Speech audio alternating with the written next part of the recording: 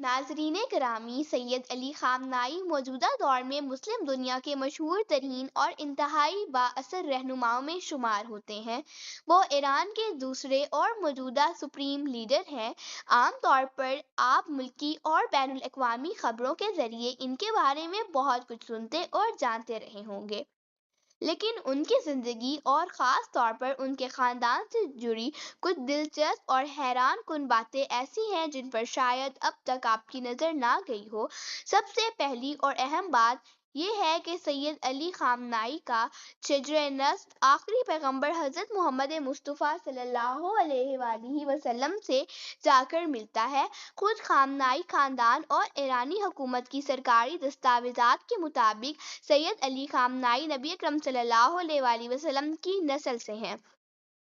2020 میں لبنان کے ایک ٹیلی ویژن چینل کی جانب سے نشر کی جانے والی ایک دستاویزی فلم میں باقاعدہ ان کی نسل کا نمبر بھی بتایا گیا تھا، جس کے مطابق سید علی خامنہئی نبی علیہ السلام کی 38ویں پشت سے تعلق رکھتے ہیں۔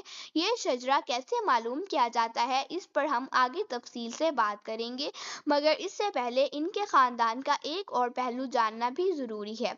سکرین پر خبروں میں نظر آنے والی خاتون سید علی خامنہئی کی سگی بہن ہیں، جن کا نام بدری خامنہئی ہے۔ آپ کو جان کر حیرت ہوگی کہ وہ آج ایران کے اندر اپنے ہی بھائی کی سب سے بڑی مخالفین میں شمار ہوتی ہیں۔ انہوں نے ایک دو بار نہیں بلکہ متعدد بار سید علی خامنہئی کی حکومت پر کڑی تنقید کی ہے۔ ان سے بھی زیادہ ان کے شوہر یعنی خامنہئی کے بہنوئی اس حکومت کے سخت ناقد رہے ہیں۔ آج ان دونوں کی بیٹی یعنی سید علی خامنہئی کی سگی بھانجی کا رویہ بھی اپنے والدین جیسا ہی ہے۔ اس خاندانی اختلاف کی وجہ سے ان لوگوں کے خلاف وقتاً فوقتاً سخت کارروائیاں کی گئیں اور انہیں قید بھی کاٹنی پڑی۔ آخر ایسا کیوں ہوا اور یہ اختلافات کس نہج تک پہنچے، اس پر آگے چل کر روشنی ڈالیں گے۔ اگر ہم ایرانی رہنما سید علی خامنہئی کے شجرے کو ابتدا سے سمجھنے کی کوشش کریں تو سب سے پہلے یہ جان لینا ضروری ہے کہ آج کے دور میں نبی اکرم صلی اللہ علیہ وآلہ وسلم کی جتنی بھی اولاد دنیا میں موجود ہیں، وہ سب آپ کی صاحبزادی حضرت فاطمہ الزہرا کے ذریعے سے ہے، نہ کہ کسی بیٹے کے ذریعے سے۔ نبی صلی اللہ علیہ وآلہ وسلم کی نسل حضرت فاطمہ کے ذریعے جاری رہی اور تاریخی طور پر ان کی اولاد کو سید کہا جاتا ہے۔ حضرت فاطمہ الزہرا کا نکاح مسلمانوں کے چوتھے خلیفہ حضرت علی رضی اللہ عنہ سے ہوا تھا۔ ان دونوں کے 5 اولادیں تھیں، جن میں 3 بیٹے حضرت امام حسن، حضرت امام حسین اور حضرت محسن، جبکہ 2 بیٹیاں حضرت زینب اور حضرت ام کلثوم شامل تھیں۔ ان 5 میں سے حضرت امام حسن اور امام حسین وہ شخصیات ہیں جن کے ذریعے حضرت علی اور حضرت فاطمہ کی نسل آگے بڑھے۔ دوسرے الفاظ میں نبی کریم صلی اللہ علیہ وآلہ وسلم کا شجرہ انہی دونوں بھائیوں کے ذریعے جاری ہوا۔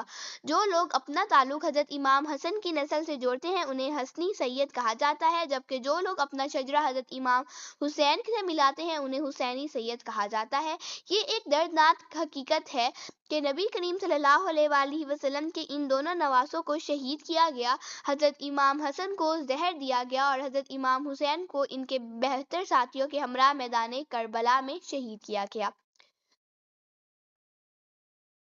حضرت امام حسین کے شجرے کی بات کریں تو کربلا کے واقعے کے بعد ان کی صرف ایک نرینہ اولاد زندہ بچی، جن کا نام حضرت امام زین العابدین تھا۔ وہ بیماری کی باعث جنگ میں حصہ نہ لے سکے اور یوں ان کے ذریعے نسل آگے بڑھی۔ امام زین العابدین کے بیٹوں میں زید شہید بھی شامل تھے، جنہوں نے اپنے دور میں بنو امیہ کے خلاف قیام کیا، مگر انہیں بھی شہید کر دیا گیا۔ انہی سے زیدی شیعہ سلسلہ منسوب ہے، جبکہ اکثریت نے امام محمد باقر کو امام تسلیم کیا اور وہ آگے چل کر اثنا عشری شیعہ کہلائے۔ جہاں تک خامنہئی خاندان کا تعلق ہے تو وہ اپنا شجرہ امام زین العابدین کے ایک بیٹے حسین جوڑتے ہیں۔ تاریخی روایات کے مطابق حسین کے 5 بیٹے تھے، جن میں سے حسن الفطس کے ذریعے یہ سلسلہ آگے بڑھا۔ لفظ افطس کی نسبت اندلس کے علاقے سے جوڑی جاتی ہے، جہاں یہ خاندان ایک عرصے تک مقیم رہا۔ بعد ازاں جب اسپین میں مسلمانوں کی حکومت ختم ہوئی تو یہ خاندان عثمانی سلطنت کے علاقوں کی طرف ہجرت کر گیا اور نجف میں آباد ہو گیا۔ پھر صوفی سلطنت کے ایک علاقے خامنہ میں جا بسا۔ اسی نسبت سے یہ خاندان خامنائی کہلایا۔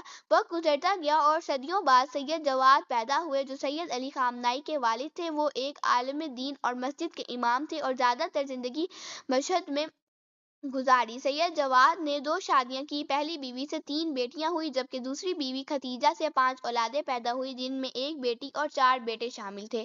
انہی 4 بیٹوں میں سے ایک سید علی خامنائی تھے جن کی پیدائش 1939 میں مشہد میں ہوئی۔ انہوں نے ابتدائی تعلیم مشہد اور نجف میں حاصل کی اور بعد میں قم میں قیام کیا جہاں ان کا رابطہ روح اللہ خمینی سے ہوا جنہوں نے 1979 کے انقلاب کی قیادت کی اور موجودہ ایران کے بانی سمجھے جاتے ہیں۔ چونکہ سید علی خامنائی ان افراد میں شامل تھے جنہوں نے انقلاب میں اہم کردار ادا کیا، اس لیے روح اللہ خمینی کی وفات کے بعد انہیں ایران کا دوسرا سپریم لیڈر منتخب کیا گیا اور تب سے لے کر آج تک وہ اسی منصب پر فائز ہیں۔